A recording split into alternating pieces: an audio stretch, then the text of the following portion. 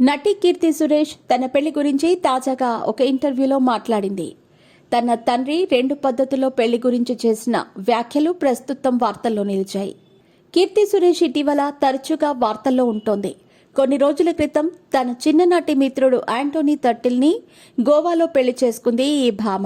బిజీగా గడుపుతున్న లైఫ్ లో చిన్న బ్రేక్ తీసుకుని ఎంజాయ్ చేయాలి అనుకుంటున్నారా? అయితే వెంటనే ఆర్వీ వెకేషన్స్ ప్రైవేట్ లిమిటెడ్ ని సంప్రదించండి. మరిన్ని డీటెయిల్స్ కోసం సంప్రదించండి 7997979960.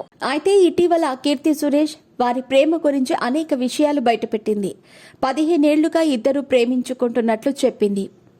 తమకు పెళ్లి కాకున్నా ముందు ప్రపోజల్ రింగ్ తొడిగాడని, పలుమార్లు సీక్రెట్ గా ట్రిప్లు వేసిన విషయం కూడా చెప్పింది.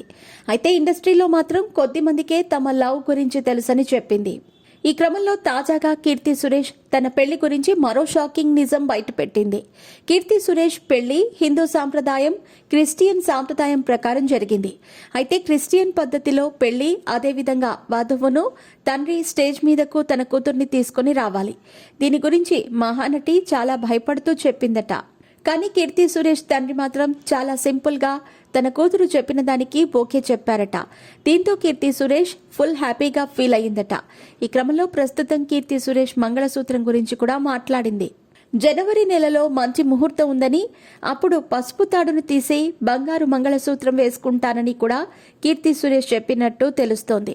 ప్రస్తుతం కీర్తి సురేష్ పెళ్లి గురించి చేసిన కామెంట్స్ వైరల్ గా మారాయి.